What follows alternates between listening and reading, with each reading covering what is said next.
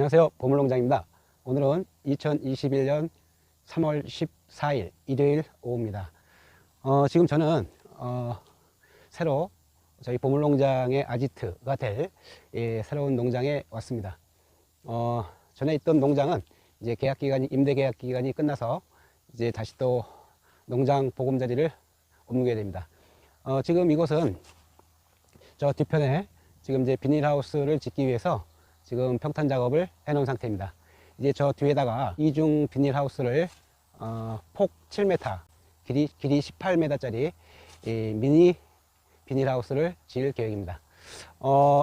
왕토란 농사를 하면서 이 반드시 필요한 시설 중에 하나가 이 비닐하우스 시설인 것 같습니다. 이제 비닐하우스 시설은 왕토란 농사가 아니더라도 이제 농사를 할 때 이제 수확한 농작물을 건조하고 보관하고 그 다음에 이제 그 모종을 만들고 하는 그런 과정에 꼭 필요한 시설이 아닌가 생각합니다. 특별히 이 왕토란 농사를 계획하시는 분들에게는 비닐하우스 시설을 여건이 되시면 반드시 마련하라고 권해드리고 싶습니다. 그 이유는 이제 왕토란은 아열대 작물이죠. 그래서 가능하면 왕토란은 재배 기간이 길수록 왕토란이 많이 크죠. 그래서 그 왕토란의 재배 기간을 최대한 늘리기 위해서는 이 하우스 시설이 필요한데, 일중 비닐하우스 시설은 조금 효용성이 떨어지고 가능하면 이중 비닐하우스 중에서도 겨울에 보온을 하기 위해서 관정을 파서 그 수막 시설을 할 수 있으면 최고로 좋습니다. 그래서 수막 시설을 갖춘 이중 비닐하우스 시설은 수막을 돌리면 한겨울에도 최저 기온이 영하로 떨어지지 않기 때문에 여러 가지로 농사 짓는데 유익합니다. 특별히 이제 이 왕토란 같은 경우는 앞서 말씀드렸듯이 재배 기간을 최대한 늘리는 게 이 왕토란을 가장 크게 키울 수 있는 방법인데, 재배 기간을 늘리기 위해서는 일찍 심고 늦게 캐면 되겠죠. 그러면은 최대한 왕토란의 재배 기간을 늘릴 수 있습니다. 노지에 심으려면 종군으로 파를 할 경우에는 한 식목일 정도, 그 다음에 모종을 키워서 심을 경우에는 이제 늦서리가 끝나고 보통 5월 5일 어린이날을 기준으로 이제 노지에 정식을 합니다. 다 아시겠지만 이 토란이라는 이 농작물 자체가 이 종군을 땅에 심었을 때 이 싹이 올라오는 데까지 걸리는 기간이 굉장히 깁니다. 보통 한 40일 정도 잡거든요. 지온이 올라가야 이 발화 온도가 돼야 이 싹이 트기 때문에 그렇습니다. 그래서 자연적으로 발화 온도가 평균 10도 이상 올라가려면 보통 한 5월 초 정도 돼야 아마 그 정도 온도가 올라갈 건데, 그때 기다려서 심으면 그만큼 늦어지겠죠.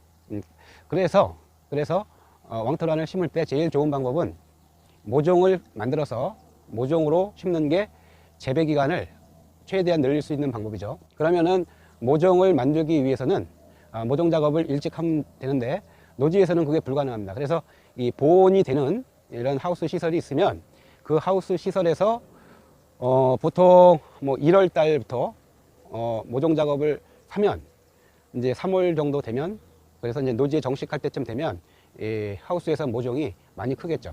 그 상태에서 그거를 모종으로 노지에 정식을 하면 그만큼 재배 기간이 길어지는 거죠. 그래서 모종을 만들기 위해서도 필요한 게 이 보온이 가능한 이런 비닐하우스 시설이 필요하고요. 이제 그 다음에 그 하우스 자체에서 재배를 하면 더 좋죠. 하우스 자체에서 그냥 심을 수 있으면 최고로 좋고, 이제 그런 여건이 안 된다면 그렇게 해서 이제 모종을 만들어서 노지에서 정식을 해서 이제 심고 나면, 이제 보통 노지에서는 평균 기온이 10도 정도 됐을 때, 최저 기온이 10도 정도 됐을 때에 수확을 하는 게 좋습니다. 뭐 이런 아열대 작물이기 때문에 이게 이제 냉해를 입는데, 보통 뭐 영하로 떨어져야 냉해를 입는 게 아니라, 얼어야 냉해를 입는 게 아니라 한 7도 정도, 5도에서 7도 정도가 되면 그때부터는 냉해를 받을 수 있기 때문에, 냉해를 받으면 저장성이 굉장히 떨어지죠. 그 자체로다가 죽는 건 아니지만 냉해를 입으면 저장성이 굉장히 떨어집니다. 그래서 수확하는 거는 평균 최저 기온이 안전하게 가려면 10도 정도 됐을 때, 아마 그때가 한 10월 중순, 10월 중순 정도 기온이 될 거라고 생각합니다. 물론 뭐 요새는 하도 그냥 기온 편차가 심하기 때문에 그거는 이제 그때 그 상황 봐서 그 기온 정도 됐을 때는 미리 수확을 하는 것이 좋습니다. 자, 그런데 이제 만약에 수확을 하고 이제 큐어링을 해야 되죠. 햇볕에다 말려줘야 되거든요. 햇볕에 이제 말려줘야 이 뿌리 다듬는 작업도 쉽고 해서 이제 노지에서 수확한 토란 뿌리를 노지에서 두는 것보다는 말리는 것보다는 흙만 털어가지고 이 하우스 시설이 있으면 하우스 시설 안으로 들여 놓으면 비가 와도 그리고 기온이 떨어져도 일단 안전하겠죠. 그렇기 때문에 이 비닐하우스 시설이 있으면 굉장히 농사 짓기가 수월해집니다. 그래서 이제 제가 이제 이 뒤에다 질 그 하우스는 폭이 7m에 길이가 18m. 여기 지금 땅 자체가 그 정도밖에 길이가 안 나오기 때문에 그 정도 사이즈로 하우스를 짓기 위해서 이제 이렇게 평탄 작업을 해놨습니다. 그래서 올해 왕토란 농사를 지으시는 농가나 아니면 내년에 지으실 분도 가능하면 이런 하우스 시설을 갖추면 여러 가지로 농사 짓는데 편합니다. 가능하면 이중 수막 시설을 권해드립니다. 그래서 수막으로 보온을 할 수 있기 때문에 굉장히 유리하죠. 제일 먼저 여기에 짓는 비닐하우스 시설의 용도는 토란을 재배하기 위한 용도가 아니라 이제 토란을 수확했을 때 겨울에 저장 창고의 기능을 할 그런 비닐하우스를 지을 계획입니다. 그래서 이제 여기서 토란 종군이나 토란 식용 뿌리 이거를 저장하는 저장 창고이면서 동시에 이제 여기서 토란 모종도 만드는 그런 하우스 용도로 지금 쓰려고 이제 이곳에다가 이제 비닐하우스를 짓는 거거든요. 그런데 이 전문 업체에 맡기면 굉장히 좀 비용이 많이 나가죠. 그러니까 자재값도 있지만 또 자재값보다 또 이 인건비가 굉장히 비싸다 보니까 하우스 시설 짓는데 돈이 꽤 많이 들어갑니다.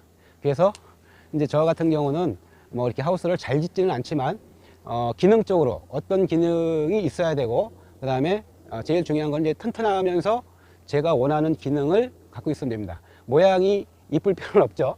그래서 저는 하우스를 잘 지으면 좋지만 뭐 제가 전문가가 아니기 때문에 제가 할 수 있는 능력 범위 안에서 튼튼하고 기능성을 가진 그런 하우스를 지으려고 생각합니다. 그래서 근데 하우스를 짓는 것 자체는 그렇게 뭐 어려운 건 없습니다. 제가 몇 번 지어봤기 때문에 다만 이제 비용을 줄이고 인건비를 줄이기 위해서 제가 이제 시간 날 때마다 당장 급한 건 아니니까 시간 날 때마다 짬짬이 비닐하우스를 이제 지으려고 생각을 합니다. 이제 비닐하우스 짓는 과정을 영상에 담아서 같이 공유하도록 하겠습니다. 그래서 이제 오늘부터 이제 작업되는 대로 이제 이 비닐하우스 짓는 영상을 올려보도록 하겠습니다.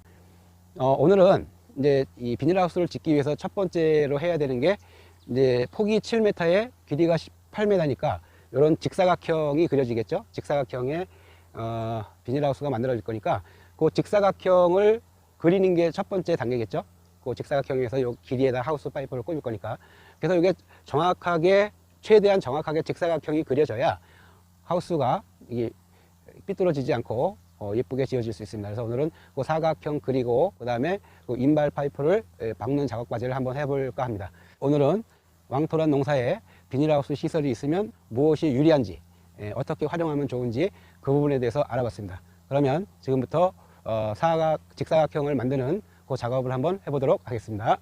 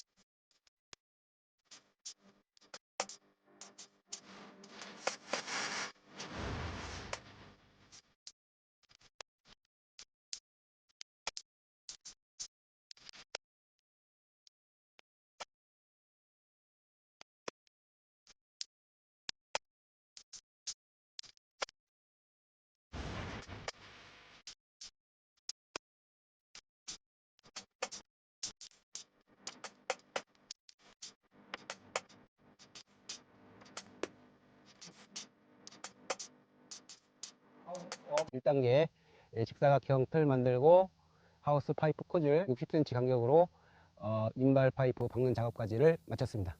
자, 오늘 영상은 여기까지입니다. 영상이 도움이 되셨다면 좋아요, 그다음에 구독 버튼 부탁드리겠습니다. 자, 다음에 계속해서 이 비닐하우스 짓는 과정을 영상에 담아보도록 하겠습니다. 끝까지 시청해 주셔서 대단히 감사합니다.